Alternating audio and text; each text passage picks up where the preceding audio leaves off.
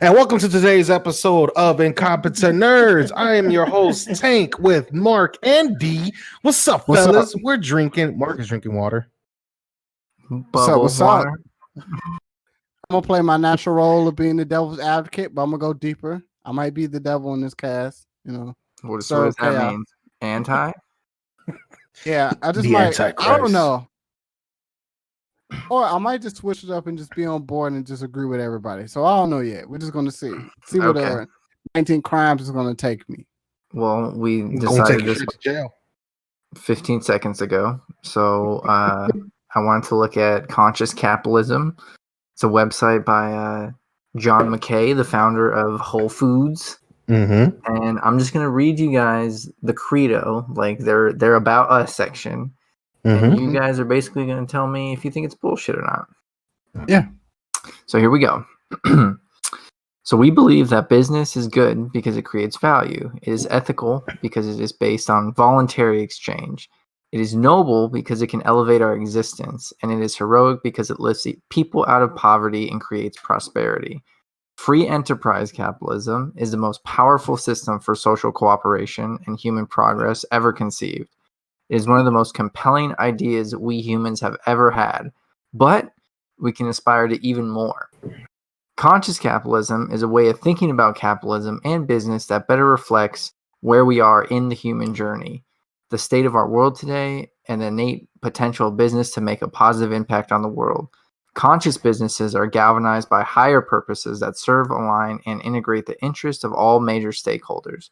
The higher state of consciousness makes visible to them the interdependencies that exist across all stakeholders, allowing them to discover and harvest synergies from situations that otherwise seem to replicate with trade-offs.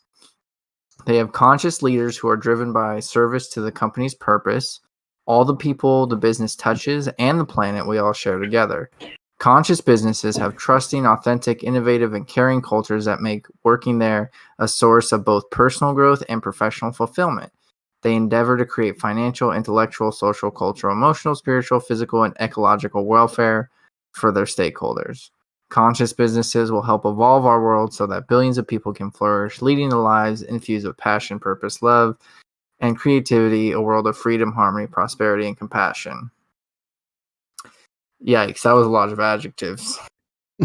It was a lot of adjectives. I counted. It was like around 100. All right, I'm gonna kick this off real quick. Yeah, go ahead. Sure. The fact that he is a CEO of Whole Foods.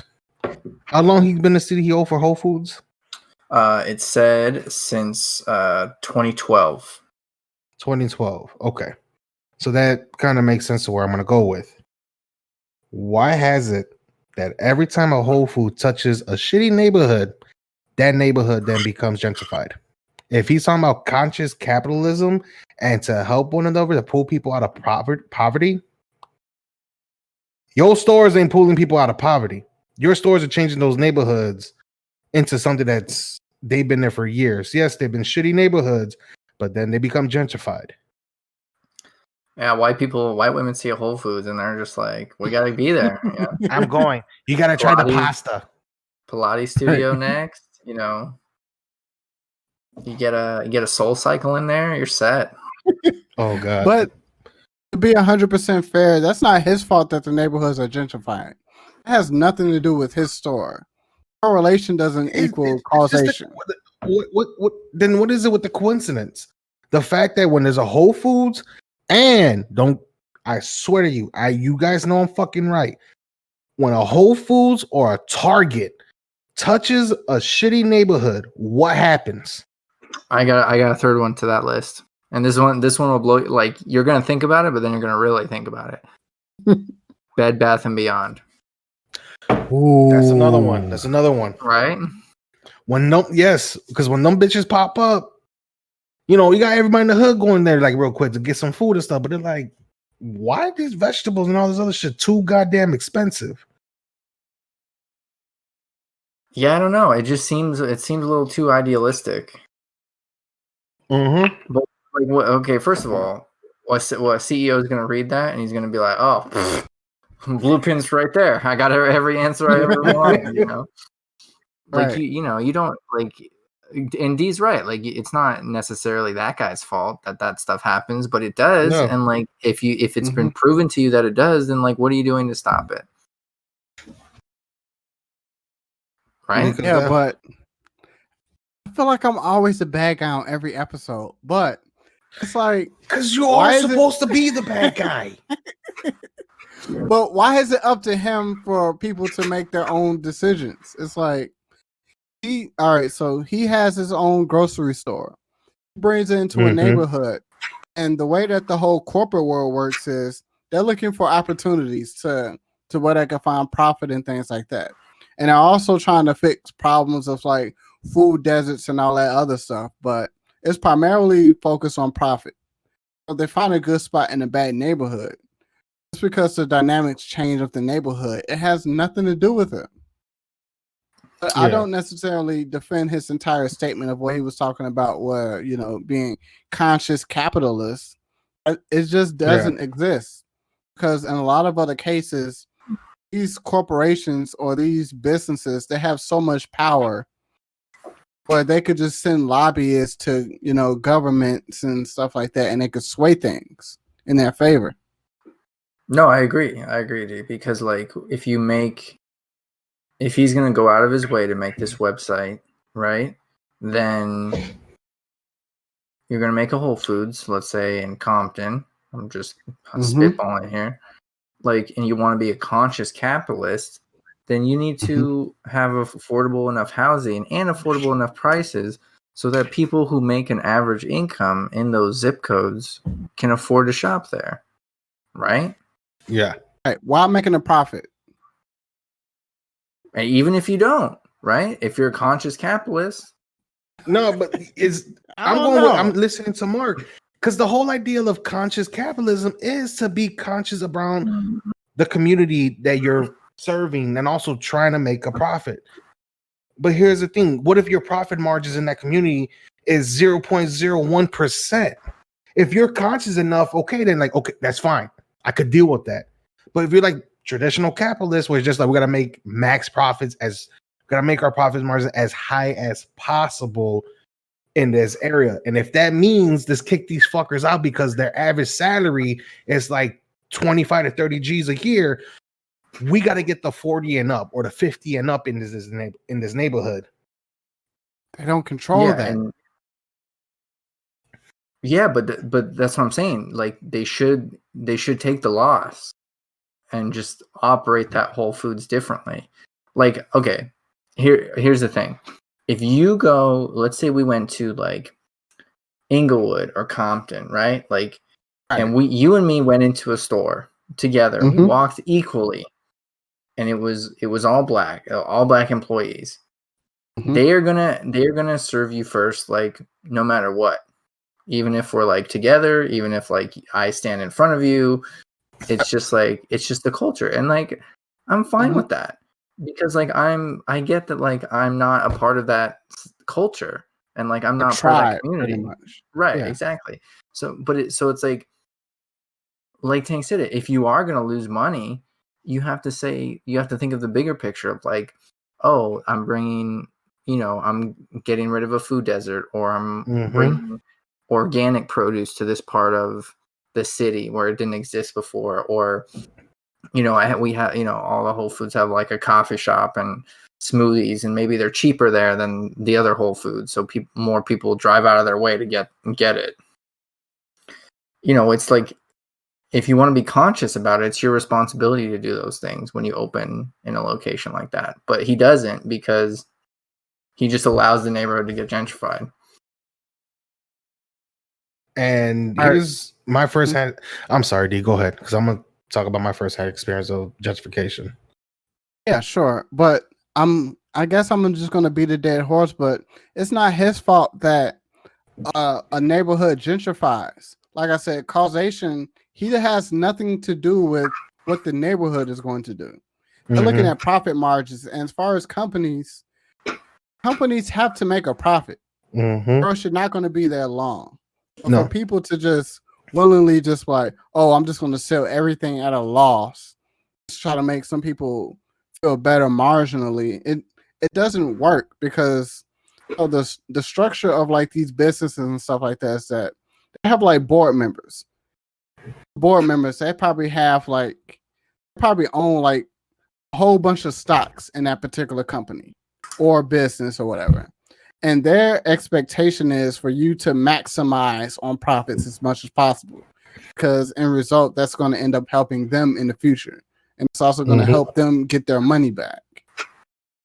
So when you go into you can't basically take in no type of profit whatsoever and still abide by the people that are the board members to make sure that they get more money, because what you end up doing is you lose your job as a CEO. The CEO doesn't run the show anymore. The executive board runs everything. They're the head honchos. And selling everything at a loss, it doesn't work unless you have tons of money like Amazon. So a quick little tangent. So Amazon Prime, they deliver things in 2 days and they sell their own like Amazon Basics and stuff like that. They have the ability to, and this is a really scummy strategy, but they find out what's the hottest commodity sold on their platform, and then they'll create like an Amazon Basics version of it, and then they'll undercut the person that was making profit. They're willing to sell at a loss because Jeff Bezos has like over $129 billion. He could sell at a loss in order to like come up in the future, but selling at a loss isn't a good idea as far as business. And I don't think I don't think anybody in the field of economics or any business will be like, yeah, let me not make profit at all. Let me just add this, and just to say this, I was going to say something earlier, but yeah, I love Marc too. But what I was going to say earlier, I'm scratching it, because for me, the reason why he has those ideals and the reason why he's saying that about conscious capitalism is the fact that, one, Whole Foods is owned by Amazon. Two, Whole Foods could literally work on a losing, on their profits constantly dropping. Because why? What Amazon have been doing to this day, and all the services that they have and never got rid of, was because of, once they created a service, and even though it's not making money, they still keep pushing that service. And the fact that another service is making buku dollars. For example, we all know AWS is the number one seller, and they make money off of AWS. That the fact they could take the profits of AWS and put some of that money into another sect that needs it just to keep it afloat. For the fact to say, for example, Amazon Music, with the constant battle between artists and streaming music, are constantly going back and forth. Let's say the artist wins, and that every time a song is played, they earn a couple pennies, whatever, to that song. Add everything up, that's a lot of money. Amazon could be like, you know what? Okay, fine. We want to keep our playlist, want to keep that going. So we're going to go ahead and take some money out of the AWS side and put it in music. Because why? Our music is still growing and people are still listening to it because it's part of our Prime service.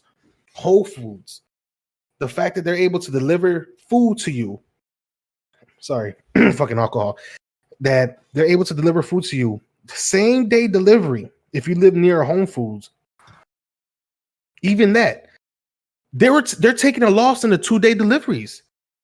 Investors were going crazy on them, like, we gotta stop. We gotta start charging people for 2-day deliveries. Bezos and everybody else was like, nah, homie, we're gonna keep the 2-day deliveries. Why? You're gonna see. And what happens? Well, as long as you make $35 on a purchase, you get a free delivery. And if you have Prime, you got 2 days. Hell, sometimes even without Prime, your shit comes in 1 day. You're like, whoa, I love Amazon. And I guess because of that model, it changes the way how the company is. So now, because of the CEO of Whole Foods and his whole ideal of conscious capitalism, is the fact that Amazon is not just a corporation, it's a mega corporation. And the fact that it's able to keep all of its sex, have a nice budget to keep moving on, He says this because the fact that Whole Foods could lose money because he knows at the end of the day, Amazon is going to keep making their budgets at the end of the year so they could keep moving forward, thus adding more stores, getting more employees doing this, and trying to compete against other stores. Yeah, for the fact I've been to Whole Foods before and their prices are a little bit too outrageous, like what the hell, but the fact that you can't beat, if you're elderly, disabled, handicapped, or any of that, you can't beat the fact that fucking Whole Foods is going to deliver your food, deliver groceries to you same day. So if you're elderly, disabled, don't have a car, you home alone, especially during quarantine, you're by yourself and don't have a vehicle to go get grocery because you don't live near any grocery stores like walking distance, what you gonna do? Well, fuck it, I'm gonna hit up Amazon. And then what happens? Hell, you get discounts. They accept EBT. You could literally go on Whole Foods, Amazon right now, use your EBT card to buy food and have it delivered to you. So you see, all this is changing to a conscious capitalism. It slowly is. But Amazon is constantly, whatever site they make money on, if they push their cloud gaming service, they're pushing their cloud gaming service. And if that beats everybody, and that's like number one, and everybody loves it, well, guess what they're going to do? That profit that they got from the gaming service that they just pushed out will now trickle down to the other services that they provide that's losing money. That's true. So when he's coming from a conscious capitalism, because he's lucky to be within a company that shares profits amongst each service, where other companies who do have different sectors, like for example, Sony, they had to break shit up. There's even the idea that PlayStation will break away from Sony because to this day, Sony is constantly losing money. They've been breaking down their the company to what is more profitable. And the most profitable side of Sony is PlayStation.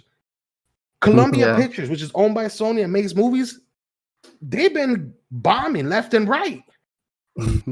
I missed the 90s when they were turning out bangers. Oh my god, bro!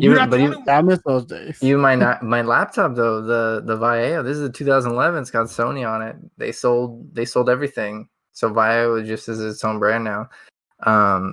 No, but you're right. D, have you ever seen Jeff Bezos's like wheel of like the consumer? No, I haven't. So basically, his idea that Tank is talking about is like Amazon Prime, right? Or it's like $120 a year. It's like $10 a month. And they still lose money on it. Like with all the shit you get for Amazon Prime, like they lose money on it. They do it at a loss. But people spend $468 more per year on Amazon alone, when they have that service. Why? Because it's like, I do it too. You know, it's like you buy a movie, rent a movie, one button. You don't have to think about it. Oh, go to Whole Foods. Oh, scan it. Oh, coupon, this or that. Like, you're right. Like if Whole Foods Whole Foods like was only 800 stores. It wasn't that big. It's not like it was a massive grocery chain. If it was even bigger, Amazon wouldn't have bought it because they were like, they wanted a middle grocery chain to like, they can control that delivery service with. But what Tank said, I'm sorry, I was going to add on, and the fact that they're trying to futurizing, where you saw those Amazon Go stores or whatever they're called, and where you could just walk in, grab a product, and walked out, and Amazon Fresh, nothing. We got one. It's wild. It's we got one too downtown. I've been to one downtown, and I was like, holy crap! That's the goal for Whole Foods, but the name Whole Foods is going to disappear though. But I would also add that if there's a danger in being a mega corporation, the positive is that when you choose to do your business elsewhere, they keep up with Amazon because they have to. For example, I bought some stuff on eBay the other day, and eBay, used to just be like for collectibles and like random. But now you can get anything on eBay, and you buy something, they send you a notification, tells you when it ships, let you track your package, and they said, 4 days, it still got it here in 2. Why? Because they have to keep up with Amazon, and it's wild to me. But I think he's just like, I think he's saying it that he wants to be conscious of it. And all these bonuses that we're talking about are just happen because of like capitalism itself. But like, if you really want to be conscious about it, like, yeah, you do have to operate it at the loss, even though you shouldn't. And you only can do that because you're now, Amazon bought Whole Foods. But if that didn't happen, you're right. They probably, the likelihood that they would be like, oh yeah, let's operate this store at a loss just for funsies is probably very low. Yeah, I agree with you. Yeah, Marc and Tanya, I definitely agree with you all on that. You all had a good argument that pretty much, because Amazon, they're selling at a loss. Yeah. Can't even dispute that. But at the end of the day, is Amazon truly selling at a loss? I don't think so. The short term. I mean, like, I don't. But here's my thing: when you get when anybody gets Prime, okay, let's just say you just get Prime, and you pay for that whole 1 year that 1 year service. You paid $120. Yes, there's that possibility they are selling at a loss of just only Prime. But when people get Prime in general, I'm talking about Prime. You have access to video on demand, video streaming, music, Audible, storage space, Audible, everything. Mm-hmm. But then I think they kind of make up for it because why? Because when you get Prime, you get that urge to buy goods. And when you look up goods to buy, sometimes the algorithm throws in your face other items like it. And what's the first item on there? An Amazon basic. Mm-hmm. And the perfect thing about it is, well, here's this Bluetooth, speaker pill from Beats. But Amazon has something that looks similar and more colors.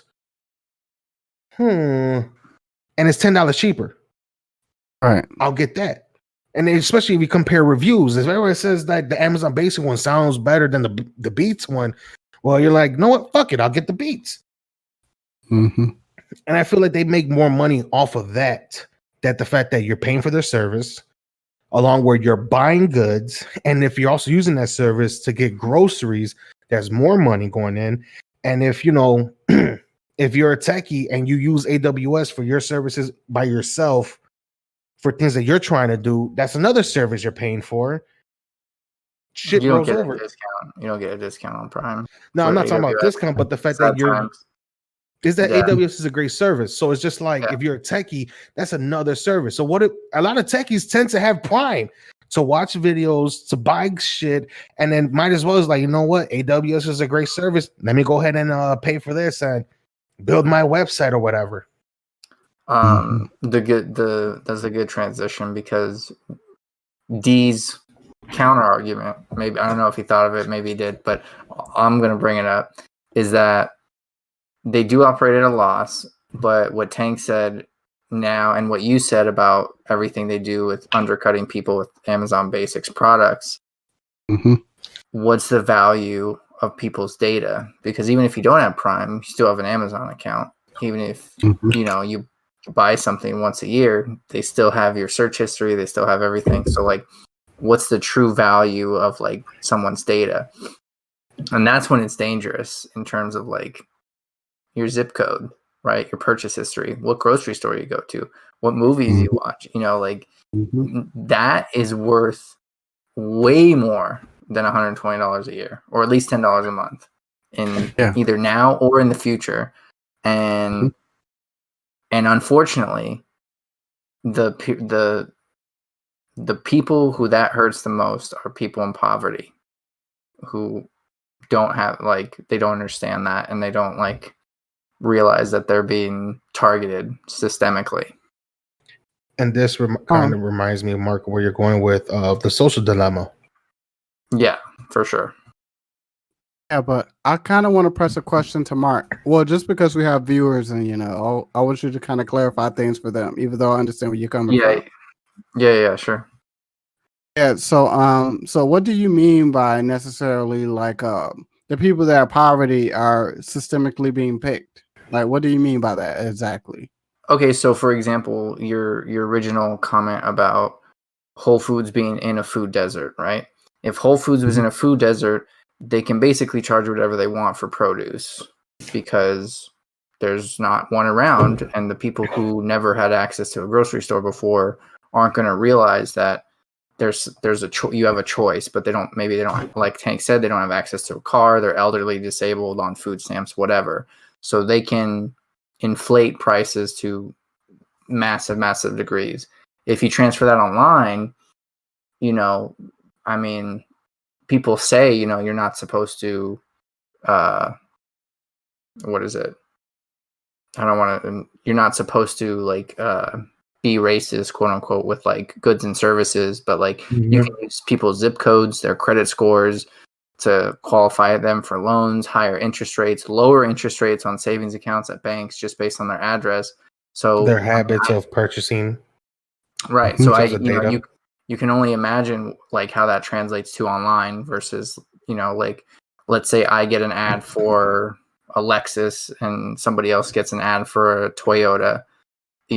We pay the same amount a month, but their interest rate is 10 times higher than mine. Right. So like things like that like it's not even related to Amazon, but they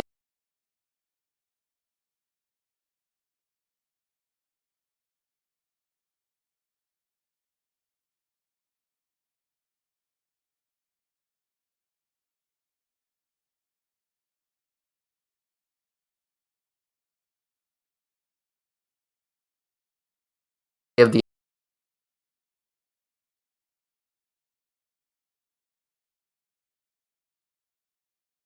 ability. Don't have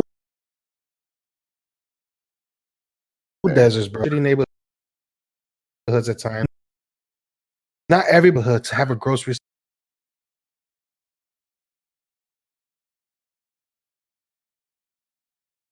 store next door. As you went down the boulevard, and I showed Marc the boulevard when he was in Chicago. When you were down that boulevard, it was basically untouchable. But once you crossed that one street, it was all crap. And I did have a grocery store, and when they did have somewhat fresh produce and all this other stuff, a lot of things, like I grew up with that grocery store, but when it disappeared, now it was just like, wait a minute. McDonald's all day. Yeah, no, not the fact. My mother always had a car, so we would drive, 5 to 10 minutes to a grocery store. But if you look at it this way, in mofos and food deserts, driving to your nearest, food for less, or Moo and Oink. Remember those for your meats?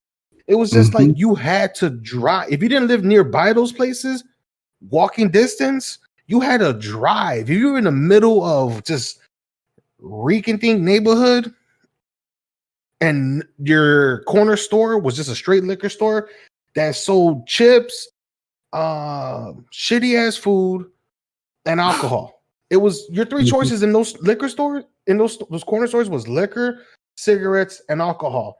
And then of course snacks.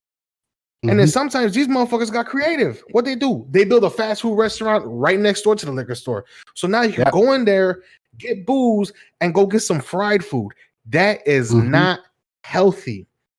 For the fact that in these neighborhoods, these people are dying of obesity, diabetes, high blood pressure, and high cholesterol.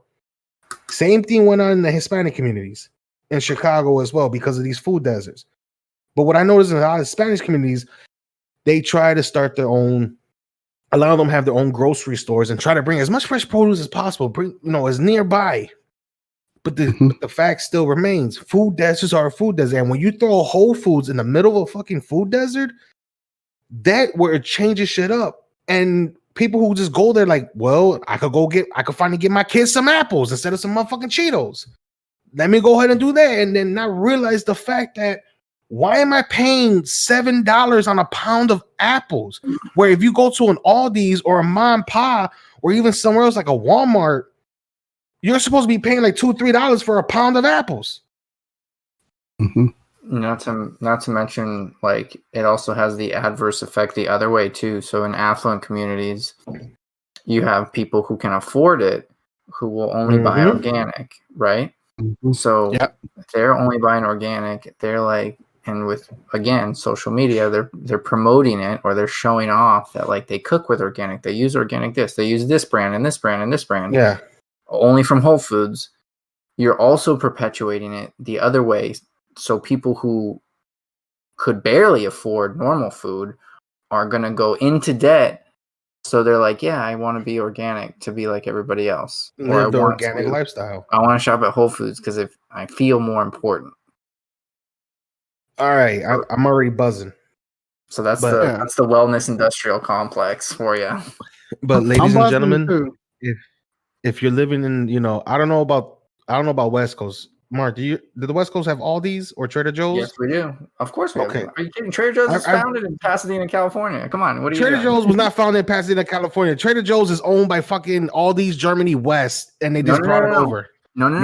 Yes. It was Joe and the guy who founded Aldi's. They got together. They were like, they're both German. Aldi's is a German company. Aldi's is German, but he was like, the Trader Joe wanted to have a chain of stores on the West Coast.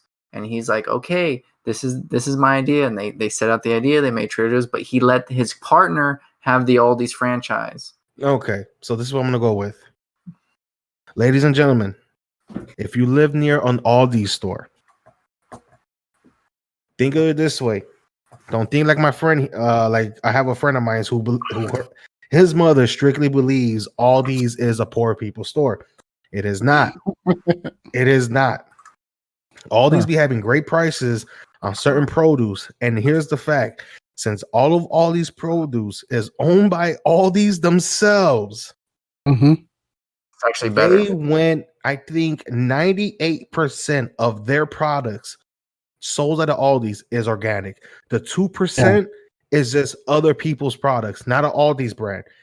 And Aldi's told all companies who want to sell their products at their store that they had this time to go organic. And if they did not, they dropped their brands. So you don't have to shop at a Whole Foods for organic goods because Aldi did this without even telling their customers.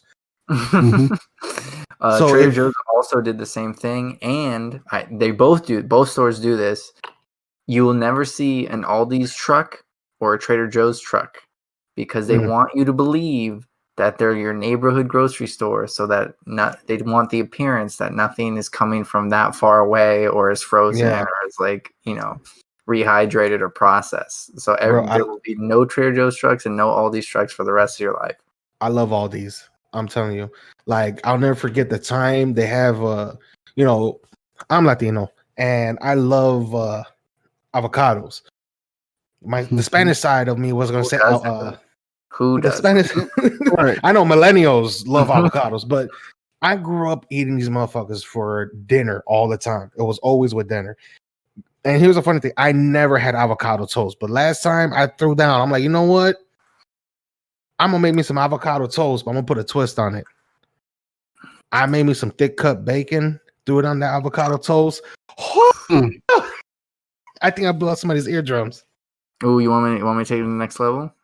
Avocado, bacon, goat cheese. Next level.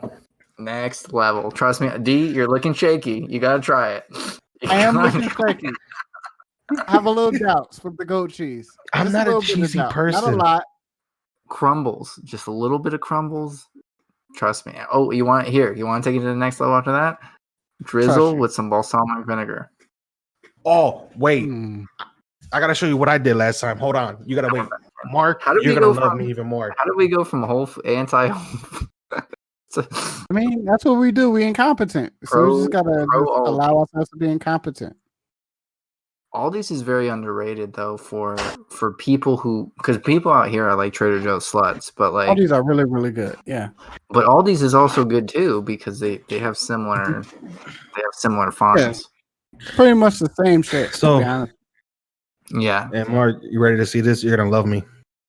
What? So multi-grain toast, spread with avocado, bacon, balsamic vinaigrette, and fresh slices of motherfucking fresh mozzarella.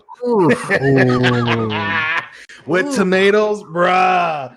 I did that. And I swear to God, when I was finished eating it, I was like, I just started speaking in an Italian accent. You could praise that bitch. Bruh, it was so good. And then I made one for my mother. You know, my mother, she's not a breakfast person. And I saw somebody make this. I think it was on Tasty or something. I saw somebody make that. I was like, you know what? That looked good. And it was the night before. I was up late watching Tasty during a work night. And when I woke up the next morning, I'm like, you know what? I'm going to make me this. I got time before I jump on. It was during quarantine. I'm like, I have time before work. Bro, I made it. I was like, I'm going to have them. 20 to 30% of Italians for breakfast, they just eat the cheese, tomato, bread. That's it. And that's always good. So the reason why I got this is because tomorrow, for Thanksgiving, I'm making a salad. So I'm gonna do this, and I'm just gonna straight up Italianize that salad. And there's this one thing I when it comes to like vegetables, like any type of meal that consists of vegetables, I just love how the Italians just creates their like salads and their dishes that's like straight vegetable or vegetable and cheeses. Mm-hmm. I'm a huge fan because I'm not a cheese person. I hate American cheddar. I love mozzarella, provolone. It has its days, but like I'll eat a cheeseburger, of course. The weird cheeses, though, the way Americans do cheese is like not cool anymore. I'm kind of over it too, TBH. I can't do cottage cheese. I don't like them. I can't eat American cheese like that. And when I make grilled cheese, I use mozzarella slices. I can't even do like American slice or cheddar or like pepper jack or anything. That's not me. What is American? I never even knew what American cheese was. It's just like bricks. It's plastic. It's plastic cheese. Plastic. Yeah, exactly. American is just like a less sharp version of cheddar. I don't know. I think American was like a wanted. It's like when the Europeans created milk chocolate, that was dumb. And then when Hershey's came out with their version of milk chocolate, I want to say that's what the Americans did. They're like, we got to make our own type of cheddar cheese. How we're gonna do it? Oh, I like this recipe. Most likely sugar. Let's diabetes up this bitch. Yeah. Let's add we're gonna call this cheese. American. All right, we're gonna call it American. Oh, and I kind of want to go on a random tangent because bro, we already went on a tangent. Sugar. Yeah, all right. I want to go onto a tangent of a tangent. All right, so Subway, they're basically kind of fighting like, all right, so they're going through this current situation where they're basically trying to fight for their bread to be considered bread and not being considered a pastry. Because pastries have a certain tax on it, opposed to actual bread. The people that kind of observe the bread and pastries, they look at the Subway bread as it contains too much sugar to be considered bread. Wow. Now they kind of have to, pay taxes on it because it's considered a pastry. I hate Subway. I think so. I've never eaten at Subway or McDonald's. It's trash. It's so trash. So trash. Subway's trash. But again, that's like you see Subways in like a lot of rural places. It's like that's the only option. All right. And then you think you're eating healthy, but then there's so much sugar in that bread for it to be considered, once again, a pastry. Why is there sugar in the bread? Same thing goes with beef jerky. Why is there sugar in beef jerky? Why are Americans constantly sweetening things that don't really need to be sweetened? Right. That's the next episode. That's the next episode. This is a great wormhole. I'll drop you guys a documentary. We could talk about that. That's also that's a nightmare. It's a nightmare. Yeah, we add sugar in everything. Sugar. It's like, okay, if you go early days, and here's the history side of me because I'm drunk. When chocolate was first founded, a lot of the Central Native Americans, so like the Aztecs, the Mayans, and the tribes, they used these cocoa beans and and traditional ceremonies, be it that they mix it with spices, they had water, they had all this other stuff. But when the Europeans came and they gave them these drinks, they tried it like, oh, this is pretty decent. But then later it was like the European mindset was like, we should sweeten it. And voila, fucking chocolate came out. Yeah. And the same thing with coffee. When coffee was first discovered, when coffee was being discovered and being used, it's like the Americas have been having it. So the natives here were already drinking coffee and getting energized before the Europeans. The Europeans had like caffeinated tea or whatever, just a drink to bring up a boost. They never had coffee. But when they brought over coffee, Europeans got addicted and then added sugar. And as time passed on, what America do? Make the freaking unicorn latte from Starbucks. Just like, that is too much sugar. Is that a quote from Christopher Columbus? First time he had coffee. This is decent. Yeah, I'm pretty sure. Dude, to be honest, when they first drank those like before chocolate drinks or even coffee, I know pretty sure when somebody who never had coffee in their life tasted coffee and then felt the effects afterwards, it's like getting a hit of heroin or coke. When it comes to drug related, it's like, oh my god, this is a boost of energy, or you just feel that just that hit of just that highness just gets you going. So for example, yes, they treat caffeine as a drug, and the fact that people do get a certain effect out of it. Now, for example, coffee's been in my bloodline for a long time, and I don't get that high that most people get compared to other people whose bloodline never had it until recently. For like the past 200, 300 years, people never had it. But then here, my family lineage has been drinking coffee, I guess, since it's been discovered. Italians made it better though. Italians don't have cafe bustero though. I know they don't. It's espresso. It's all espresso. It's delicious. It's so good. If only we were all Chicano. Am I right? 100%. Or Boricua. Boricua, Bonera. Yeah, we just refined sugar and everything, and it's fucking killing us as a culture. No, it's just killing us. People. Just people, yeah. not even our culture. Why do you think Europeans, when they try like American sweets, are like, yo, this is too sugary. This is too much. Wait, when do you think Europeans like were like, when was our line of like, oh shit, America took it too far, like, after World War II. Is that it? It's like, oh, these guys went. That's the precursor. After World War II and America became the powerhouse that it is today, that's when Europeans are like, these motherfuckers are taking it too far. Yeah, that's the line. That's when we cross the line. We need to go back. Pretty accurate with the American dream, all the spending, baby boomers. Just it got too wild. It went wild. Debt was a huge issue. Well, it still is now to this day, but yeah. But at that time, it wasn't.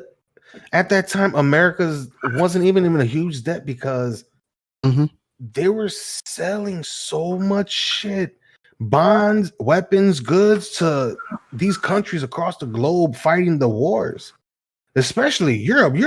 UK was buying stuff from US from up the wazoo, and then the US was like, you know what, we'll go fight.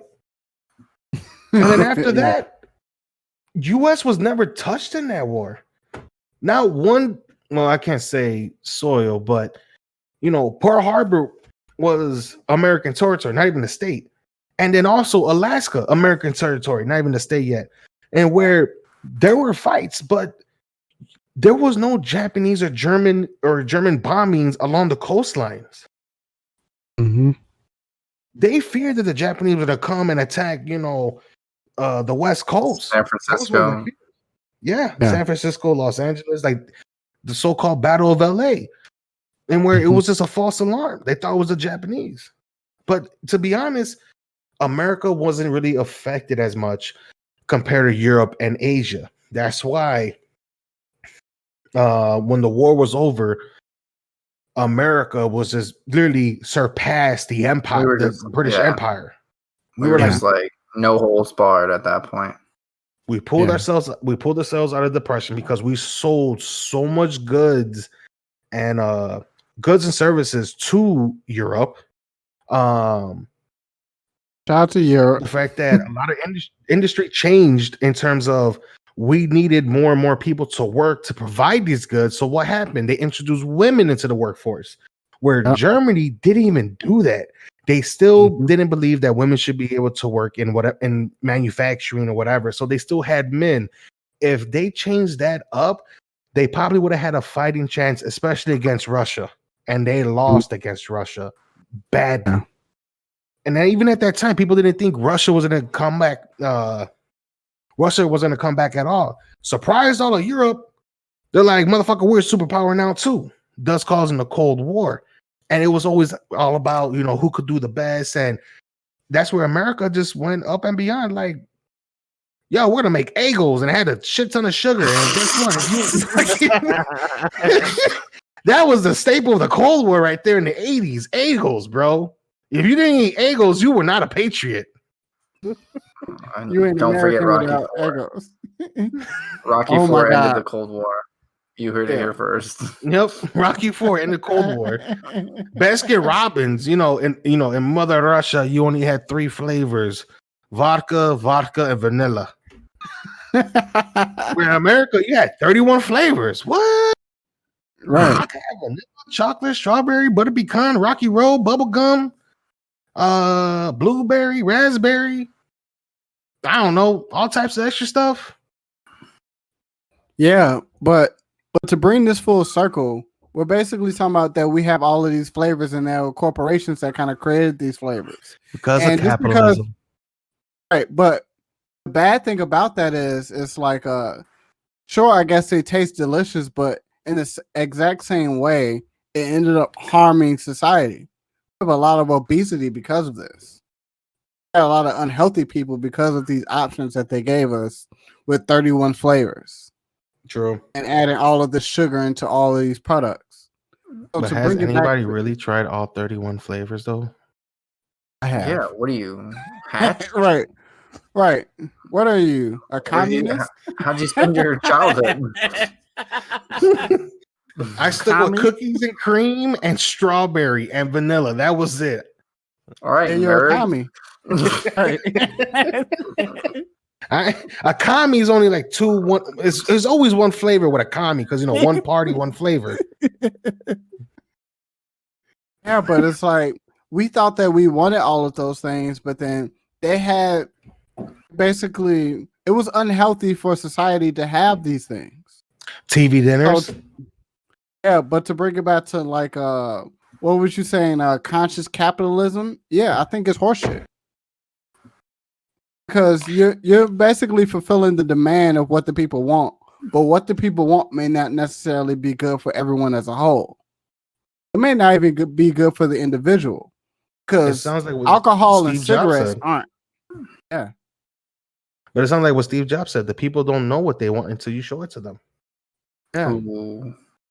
Twist. And Mark, I know you hate Steve Jobs and what he stood for, but the fact that quote still sticks today. The people could say this is what they want, but in reality, they don't know what they want until you show them. Yeah. And then, throw $100 million in marketing for them to want it. Right, because that's the real story behind it. It was hundreds of millions of dollars being marketed to make these computers seem like they were superior to everything else. But in reality, you have like 95% of the market globally. They mess with Android. 5% goes to Apple. So, and it's all in the United States too. And here's another thing about the United States. Y'all see this motherfucker. For the viewers who are listening, for the listeners, this is I'm holding up as a can of Coca-Cola. This motherfucker changed Christmas. He changed Saint Nick. Internationally Nick, too. Because Saint Nick always wore green. He looked like one of the elves. Yeah. But because of Coca-Cola and the red, that bright red color, and a diabetic sweet taste, changed Christmas, changed Saint Nick. All right, but that's the thing about marketing and why the whole conscious capitalism is bullshit, because you have so much money and you can influence so much stuff. So it's like it's not necessarily good for everybody, but it's good for the CEO. It's good for the executives. So go ahead. Take us out with this, D. What do you think of when you think of Whole Foods? Overpriced apples. All right, there you have it. They need to do better at marketing and stop putting their money into consciouscapitalist.org. To me, it's just an idea. Like, it's just an idea. Things won't happen until you actually push it into practice. Other than that, if you want the world to change, you're gonna have to take that first step to help change it.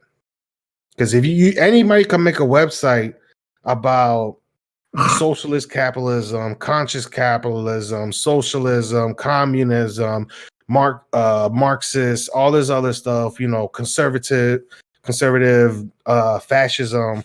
Anybody could create a website, but shit is not going to change unless you make that first step. All right. So they could go ahead and talk about conscious capitalism, and say their beliefs and how stuff should be handled. But if all they have is a website and no movement, then what is the point of the whole thing? Well, I'll pose the other question of what other companies have a website. At least that's the first step, right? At least they said it. They made they were public with it. How many boards or CEOs out there do you know nothing about? I know a few shitty CEOs, but okay. I'm kind of going to push against that because it's like literally anybody could build a website. You don't have to be like a genius or a company. Need to have, anybody could build one. Right. So how come, BP or Shell or Chevron doesn't try to say like, hey, global warming is real. This is what we're doing to stop it. How come they don't want to tell us about that? Are they doing? They're actually changing shit in the background, to be honest, because they're forced to by nations. Not just that. What was it? Somebody, I forgot. But the fact that they're forcing the whole climate change and they're forcing their whole consumer ideals because the looming gloom of the oil crisis is coming. So, Mark, if your business was just strictly oil and only oil, and experts and your own people have said the last resort of getting oil is the expensive and very iffy fracking. It's just like, fuck it. I'll just start charging electric cars now. I'll make my money that way because it's coming to a point where it's just homies at 100 years to homies at 100 years to innovate. They had enough time, I think. They had enough time. Shell puts the gas in gaslighting, am I right? Yes, they do. That's a good one. But I'm done. What happened, Mark? You gotta finish that joke. I said I heard it on Twitter. It's not my original joke. For context, Shell posed a Twitter poll, and they were like, "What are you gonna do to be climate responsible?" Right? And it's buy an electric car, walk to work once a week, whatever the options were. Gas for you. Recycle, and then somebody was like, "You guys need to stop accusing us, putting the onus on the consumer to change the climate when you guys are one of the biggest oil producers in the world." Right. And then the second comment was, "You guys put the gas in gasoline." That's too funny. That's the name of the podcast right now. The name of the episode. So It's too good. We gotta go with that. We gotta go with is conscious capitalism really conscious? Or no. Boring. No. No, Is $7 apples really conscious capitalism? Right. Whole Foods. That's better. I like that. Overpriced apples. Yeah. Watch me get in concept by Whole Foods, be like, in reality, based on local and state areas, our apples are priced pretty accordingly. I will put that in a frame and make a copy and send it to each of your houses. I swear to God, I will be like, promise. Yo, hey, along with that comment you guys sent us, can we get a sponsorship? Just be straight sellouts right away. Just straight sellouts. Immediately, just like we lied on the last episode, guys, so we deleted it. We'd like to publicly apologize. Right. And this episode of Incompetentnerds is sponsored by Whole Foods. Whole Foods, where you can get all your grocery needs. Great. Don't forget about adding, go to wholefoods.com/incompetentnerds to get your 20% discount. Just straight sellout. Just reminds me of Wayne's World, bro. I'm so ready to sell out for like a good brand. Bro, have a Whole Foods t-shirt. Marc has the hat. Just Whole Foods on it. Oh my God, that'd be amazing. Okay, we gotta end this, guys. This was good though. Marc, take us out, man. Thank you for listening to this episode of Incompetentnerds. Incompetentnerds is sponsored by Shop Valerio, an online watch and sunglasses provider for men and women that ships worldwide. Use code MARC25 at checkout for 25% off your order. That's shopvalerio.com. ShopValerio.com. And use code MARC25, that's MARC.25 at checkout. Thanks for listening.